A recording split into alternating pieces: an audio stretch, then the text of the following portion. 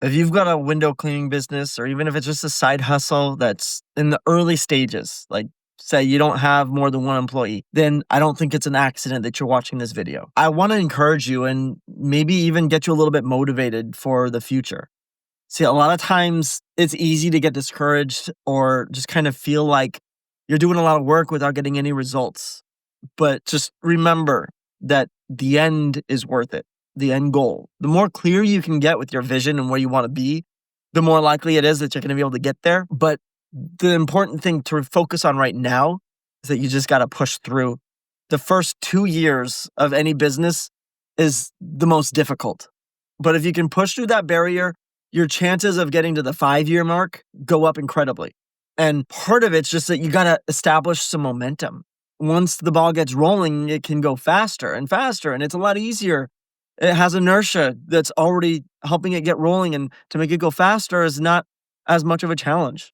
I've heard somebody say before, it's just as difficult to make your first million as it is to make your first 100,000. And with business, that's pretty accurate, I've found. It's really challenging starting with nothing to get to the point where you can make 6 figures from a little side hustle or a business. And once you hit that, usually I found it's that 2-year mark where you finally kind of have the little bit of traction. You got enough repeat work to where you don't have to find all your first customers again. You got people talking about you. You have a decent reputation out there. So you have some trust built in, and it's a lot easier to sell because people know who you are. You're not just some random fly-by-night guy off the street who's trying to get money from them, right? Things get easier the further you go.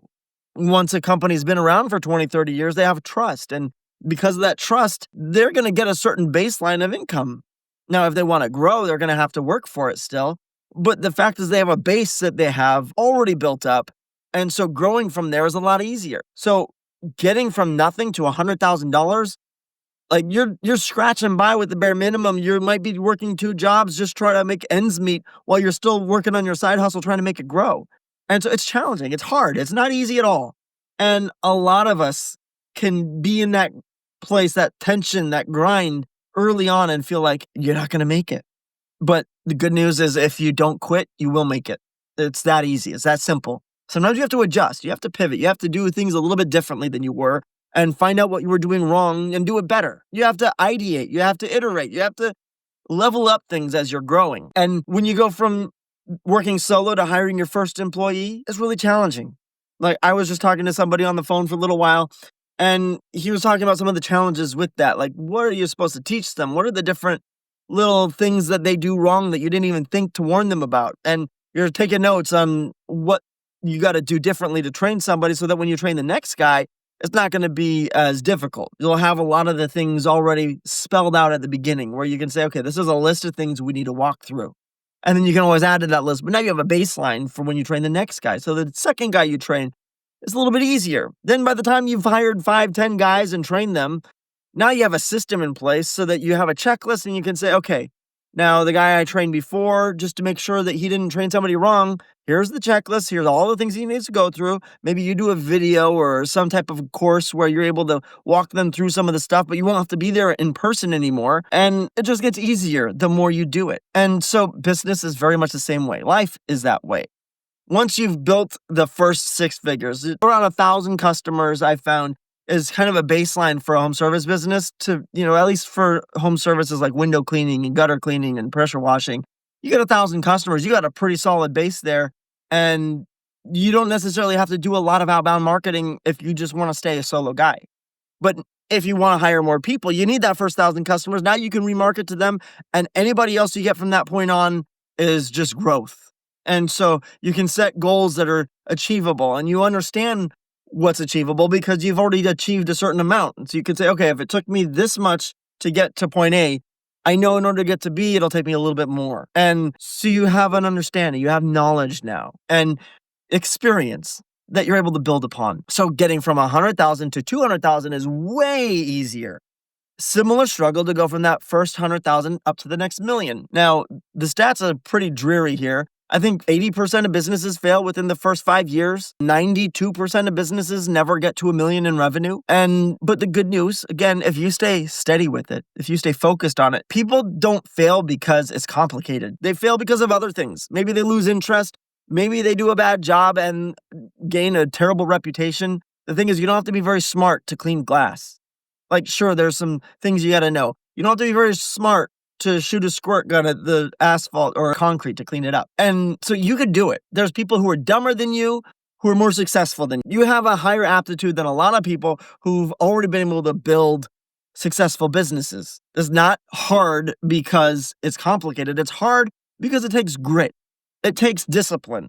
It takes motivation that can't come from somebody else. The biggest difficulty with entrepreneurialism, with starting a business, is that nobody's there to tell you what to do. You have to be accountable to yourself. That's the hardest part about it. Nobody else is going to tell you you're doing a bad job, or that you need to do things differently, or that you could do more, unless you got a good wife or a good group of friends who are going to hold you accountable. But more importantly, they can't generate that motivation inside of you. It has to come from whatever directs your path, whatever motivates you intrinsically. And obviously for me, that's God and fulfilling a life calling of providing for my family and helping others along the way. And that's why BluLadder is kind of comes from the idea of Jacob's ladder. When Jacob in the Bible, he had kind of tricked his father into giving him the blessing. He had already taken the blessing from his brother, actually, he made him a bowl of lentils and got him to give him the blessing, or the birthright rather. So he got his birthright from his brother, and now he acted like he was his brother and got the blessing from his father. That made his brother really mad and angry, and he was going to chase him down and kill him, so he runs away. Now, while he's running away on his way to his uncle's house, where he could be somewhat of a servant, he has this dream. He lays down on a rock, and in his sleep, where he's using the rock as a pillow, he sees angels ascending and descending out of heaven. And it says that it's like on a ladder or some type of stairs. And so BluLadder kind of symbolizes that experience that was transformational for him. Because from that point on, he committed that he would live for a higher purpose than just his own success and his own survival. He had done enough, kind of being a swindler, taking advantage of people when they were at their moment of weakness for his own success and for his own personal gain. But now he was going to begin to do things to live for God and for the glory of God, and realizing that all that he had, every good thing that he had acquired or that he could acquire, would only come from the hand of God. Now, for me, I like the idea of BluLadder to be something that's transformational for people, change their lives, and help them to think bigger in terms of eternity. Think as far as heaven calling. Live a life with a purpose that will echo beyond your lifespan. And I'm not just talking in the lives of your family or their business lasting a little bit longer than you. That's all fair enough. That can be good. But to do something that registers with eternity, like we're talking souls here, people changing. One of my favorite passages is in Daniel chapter 12. And it talks about how he who is wise will win many into righteousness, and he'll shine like the firmament. And so there's some type of prestige in helping people to live a more righteous life. And what does that mean, righteous? Righteous means to be in right standing before God in a way that's honoring him, the way that you live and conduct yourself. And so that's my whole purpose of doing YouTube and of helping other people. Like, I spend a lot of hours making videos and trying to help motivate people and let them know they can do it, or showing them how to do things. And while there's a little bit of financial gain, I could make a lot more money just focusing my time elsewhere. But it's not as fulfilling as when I know I want to help you. I want to encourage you to grow your business and to create a lifestyle that's able to support you and your family. And not just to feed your belly, but it would give you the freedom to really nurture your soul and have that mental clarity and even spiritual understanding of where you're going. Once you know where you're going, you can build a path to get there. You can set a goal when you have that vision. There in Habakkuk, it talks about make the vision plain so that he who sees it can rise and run with it. Like, you can make something happen if you know what you're pursuing, but you have to know where you're going to get there.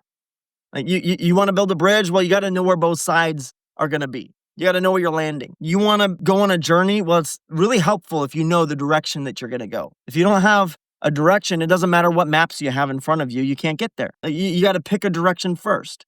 And so having a vision, knowing where you want to get, and knowing why you want to get there are two critical pieces of the puzzle. Then when it gets hard, when it gets difficult, you say, okay, I know where I'm going. I know where I want to get. And the only way I can get there is going through this direction. So then you can reverse engineer your path. So like goal setting. I did in the month of June, I set a goal for $25,000 in revenue. I didn't just come up with a random number, right? I knew what I could do in a day. And so I extrapolated that. How many days do we have in a month? And I knew that month would have a certain amount of days that would have rain. And so I knew I couldn't work every day, but I had to kind of guesstimate. So I set a goal. If I work really hard and fill up my whole schedule, then I might be able to hit this goal. So that's why I set that goal. It was something that was difficult to achieve, but it was possible with 2 guys in 1 truck. Now, I didn't set it for $50,000 because it's not that I don't want to make $50,000. It's that I don't have the capacity to do $50,000 of work right now. I don't have 2 vehicles that I can use. I'm stuck with the resources that I have. So that's the first step. Figure out where you're going. And then 2, look at the resources in your hand. Don't look at what other people are doing. If somebody else can say, oh, the best thing to do is buy a company. I agree. It's easier to buy a company that's already established than to start something from scratch. It's a fact. You can't dispute it. But you might not have the funds to buy a company right now. But you do have enough funds to start working with your own 2 hands in a business that is labor intensive. And so you have an edge because you have a desire to grow beyond where you're at. And because of that desire, when you decide where you want to be and you set yourself to that path, you say, okay, I'll do whatever it takes, go over every blockage, go through every wall, jump over every rock, I'll cut a trail, I'll blaze it, but I know where I'm going. Then if you don't have the map, it's okay because you're just moving in a general direction. So you might make mistakes. You might not go as fast as some other people do, but you're going to get there eventually. You'll find a way. That resilience is what's necessary. Now, once you have that resilience, you have that direction, then when you reach out to somebody to help you get there, they'll be able to give you a more clear path. Then you say, okay, I know I want to get to this destination. And so then a guide can come and get you there. That's when, once you've established yourself, you've gotten yourself to 6 figures of revenue or maybe even 6 figures of income. You've hired a couple of people. You have a little bit of free time. Then you can hire a coach. Then it makes sense because they're going to help you get from point B to point C a lot faster than you would have done on your own. And so coaches can be valuable. I don't have a coach. They're helpful to get you to places when you don't have the roadmap to get there yet. They'll give you the roadmap. It's like the Yoda that helps Luke get there. Could Luke have done it without Yoda? Probably not, but maybe it just would have taken him a lot longer, right? So that's where coaches come in handy. Now, with where you're at right now, you might not need a coach. You might just need perseverance and grit. You just need to buckle down and do what's in front of you that can work. Find something that works and keep plugging at it until you're successful. Now, like I said before, a lot of businesses fail because they just don't stay with it. You don't have to fail. If you just are resolute in your determination that you're going to get there, you're not going to fail. You're going to make it. This is an easy business to run. It just relies on grit, common sense, being courteous, a nice human being who's kind and cares about their customers. That alone can get you to be where you have 6 figures and are very comfortable working 30 hours a week. And you have time to go to your kid's soccer game or coach their team or go to different events or volunteer in the community, help out at your church. Like you'll have bandwidth and you'll have margin and you'll live a great life. And then you might get to a place where you plateau with that and you say, okay, I want more. Then you scale. There's a lot of ways you can skin this cat, right? But I just want to encourage you that you can get there. You have what it takes already.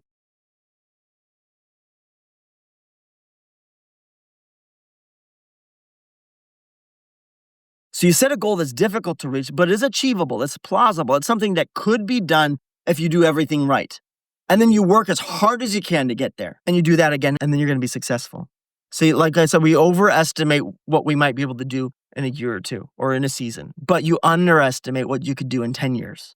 So you build, and it grows not just 1 + 1 + 1, but it grows exponentially. So you can go from 1 to 2 to 4 to 8 to 16 to all of a sudden you look around and you got a multi-million-dollar company and you're working 5 hours a week. It's something that's achievable. It's something that you can build to help more people than just you. In Jewish culture, one of the greatest acts that you can do to help somebody is to give them a job, help them to provide for themselves. And so I think that creating jobs, making a business that has opportunity in it, that allows other people to grow, is one of the best things that you can do in life. It's one of the most fulfilling missions and callings that is available. I mean, you look at the patriarchs in the Old Testament, you look at Abraham, that's exactly what he did.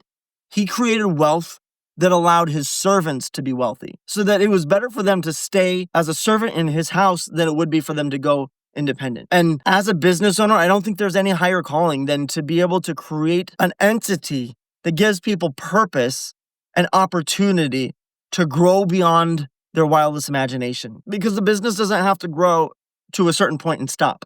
The business will keep growing as long as you keep growing. The problem is you, me, we are the biggest bottleneck in what our business can do in its potential. So just keep growing, keep grinding, and you're going to be successful. I hope this helps. If you guys want to support the channel, you can like and subscribe. You can also use any of my affiliate links. I'm an ambassador for Jobber. And so if you sign up for a CRM, do Jobber. If you buy window cleaning supplies, buy them through my link for window cleaning resource. All my videos, I have a little link there. But otherwise, guys, I appreciate that you've watched this video. I'm your biggest fan. I hope you can make it. I know you can if you just decide to stick with it. So I'll see you in the next video.